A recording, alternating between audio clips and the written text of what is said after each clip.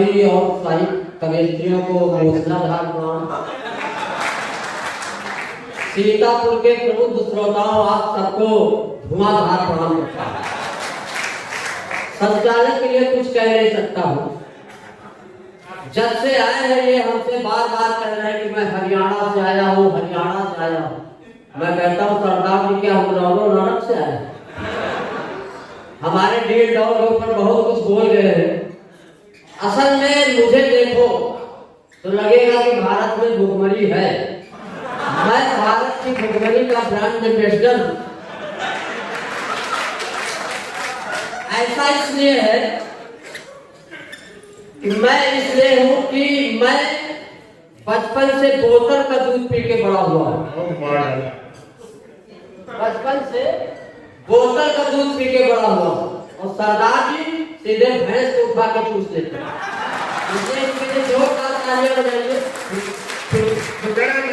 अभी ये बोतल का दूध पी के हुआ, सरदार जी बोतल पी के हुए। नहीं ऐसा नहीं है। अब ये बात अलग है कि आज आप संचालक बना दिए गए हैं। 10 साल पहले भी एक सरदार जी संचालन कर रहे थे। आज मंच का संचालन आप कर रहे हैं। आपको कोई संचालक माने तब ना। हाँ, उनको भी कोई नहीं मानता है। उनको भी कोई नहीं कहते। लोग परेशान से कहते हैं कि लोग हमको प्रधानमंत्री मानने के लिए तैयार नहीं है। एक ने कहा नेम प्लेट लगवाओ, उसमें लिखवाओ डॉक्टर मनमोहन सिंह प्रधानमंत्री भारत सरकार। कई लोग फिर भी नहीं मानते तो उसने कहा ब्रैकेट में नीचे लिखवाओ मैं ही हूँ। इन्होंने जितना हमारी खिंचाई किया है। मैं एक शेर वो बहुत वायरल हुआ है शेर, लेकिन मैं पढ़ता हूँ सरदार जी के सम्मान में कि हम तो उनकी जुल्फों पे दिल लगाए बैठे थे।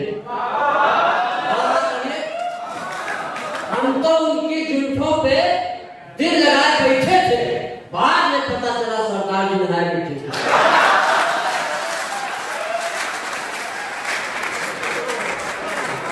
बड़ा कैरेक्टर में साथ भी है। ये आपको कैसे पता हमारे कैरेक्टर के विषय में? और क्या तरीका है? हरियाणा के लोगों का कैरेक्टर पूरा देश जानता है।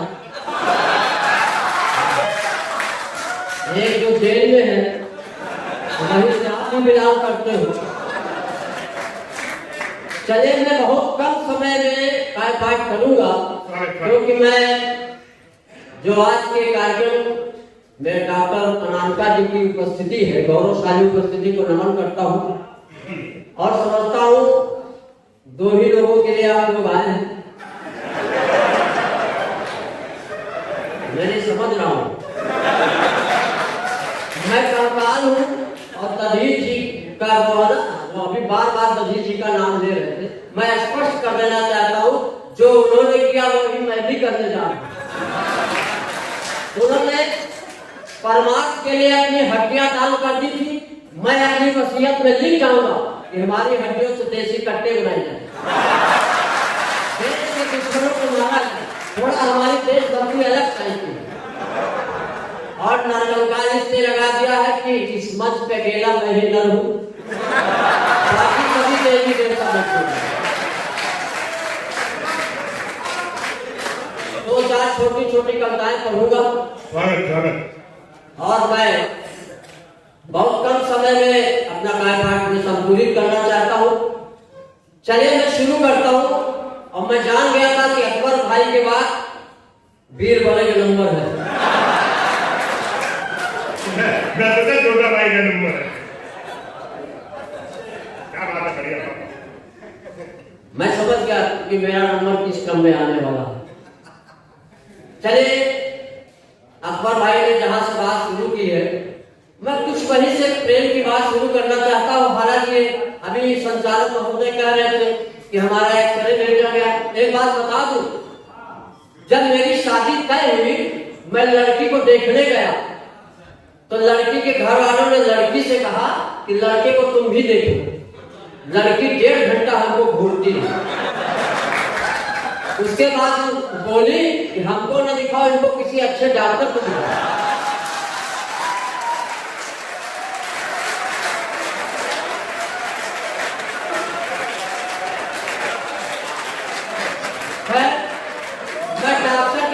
गया, डॉक्टर से बोला कि साहब कुछ ऐसा फिटनेस कर दो कि हम भी देखने में ठीक ठाक लगे। डॉक्टर ने 3 महीने इलाज किया। 3 महीने बाद में डॉक्टर से बोला कि डॉक्टर साहब आप 3 महीने से इलाज कर रहे हो, मेरा सीटी स्कैन किया, एक्सरे किया, ब्लड की जांच किया, सारी जांचें कर चुके, अब बताओ हमको बीमारी क्या? उन्होंने कहा तुम्हारी बीमारी को पोस्टमार्टम के बाद बताऊंगा।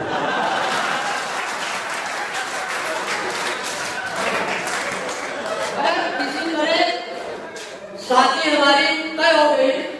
जब बारात विदा हो रही थी तो हमारी सास ने हमारी पत्नी से कहा कि आज से यही तुम्हारी जिंदगी है। उसने फिर हमको घूरा, बोली लानत है ऐसी जिंदगी।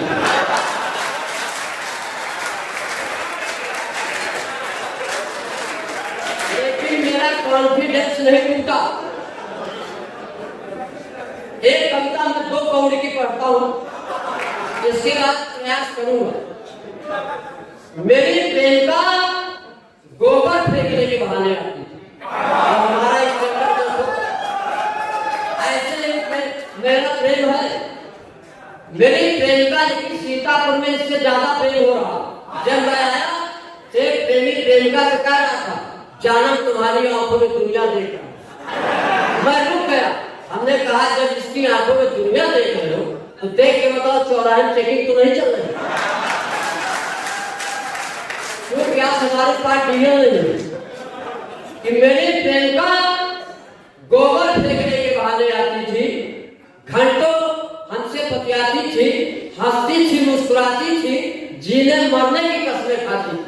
मोहब्बत के दुश्मन चंडालों ने भैंसी बेच दिया उसके घर वालों ने। ये तो प्रेमिका की बात हुई। अब मैं अपनी सगी पत्नी की बात बताऊं। बहुत अच्छे। तो मेरी कोई रिश्तेदार लग गई, मेरी पत्नी सुनाओ पर देख के। मैंने पत्नी के नाम दिया तो आप हमको ऐसे देखने लगे कि जैसे अच्छा। ये जब मैं आया तो ये हमको बार-बार हमारे केसेस पे बेल कर रहे थे। सरकार की बार-बार कहे कि नरकंकाल तुम तो सूखे हुए अंडे रखते हो। हमका आप तो डायना उन्होंने कहा कि नरकंकाल तुम तो सूखे हुए कंडे रखते हो। यहाँ अपने अवध क्षेत्र में उपलों को कंडा बोलते हैं।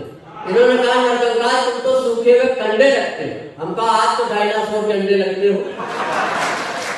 चले गए। पत्नी ने एक दिन हमसे कहा बस 2-3 मिनट आपके बीच में हूँ। नहीं पत्नी जितनी देर है उतनी देर छोड़ो। एक दिन पत्नी देखिए, नारी सशक्तिकरण के लिए हमारे समक्ष भी मात्र शक्तियां विराजमान है।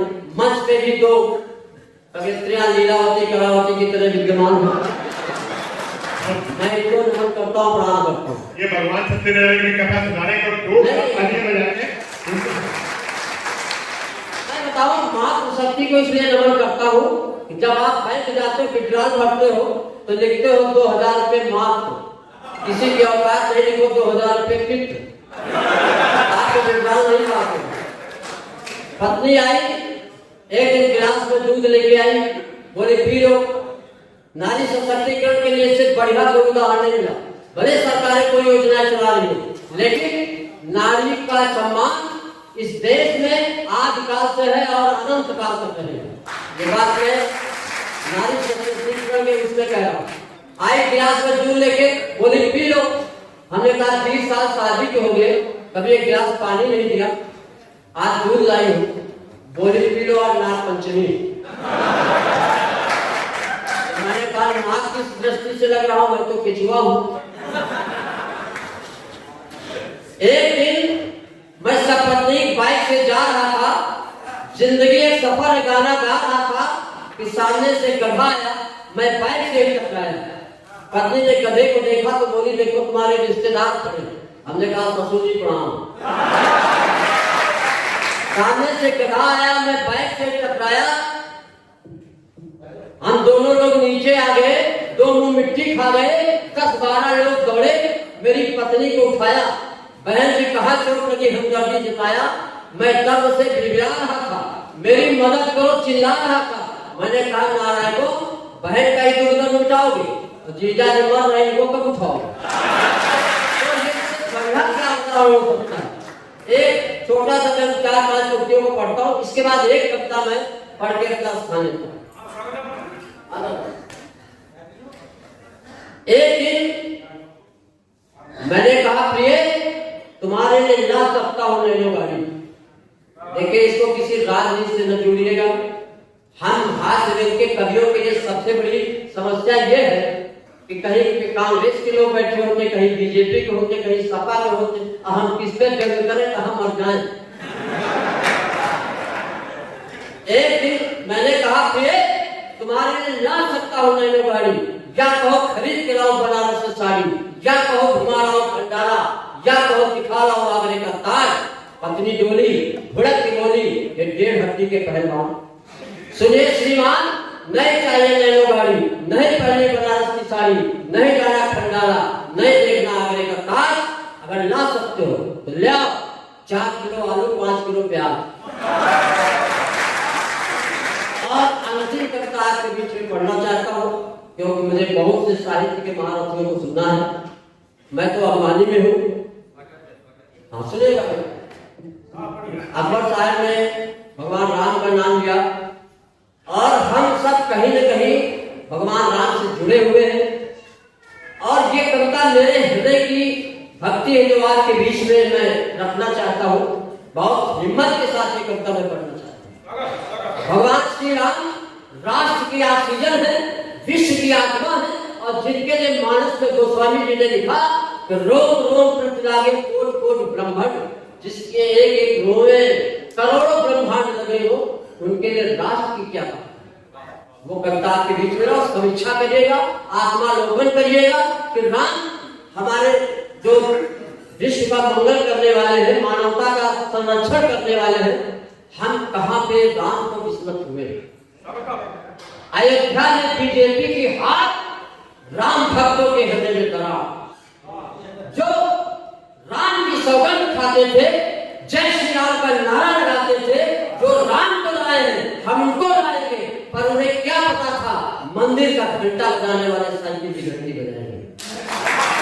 जिस बीजेपी ने अयोध्या में किया राम मंदिर का भव्य निर्माण, प्राण प्रतिष्ठा की बात वही हो गई। इसका एक पीड़ा सुनेगा। और मैं राम की जो भक्ति हो मैं उजागर करता हूँ। बीजेपी के विरोध में सनातन का विरोध कर बैठे, 500 वर्षों बाद जो राम ने पाया उस सिंहासन का विरोध कर बैठे। नाम का प्रभाव हर जगह पड़ जाता है, इसलिए अवध में अवधेश जीत जाता है और लड्डू हार जाता है। और अंतिम कुछ पंक्तियां आपकी सेवा में समर्पित करता हूं।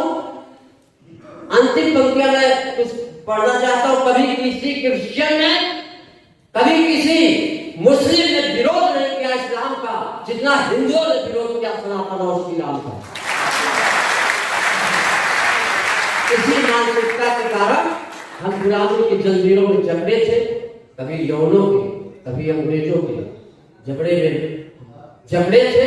इसलिए कि राम के ही देश में राम के नहीं रहे, राम के ही देश में राम के नहीं रहे, तुम भले कुछ भी हो जाओ और भारत माता की निगाह में किसी काम के नहीं हो।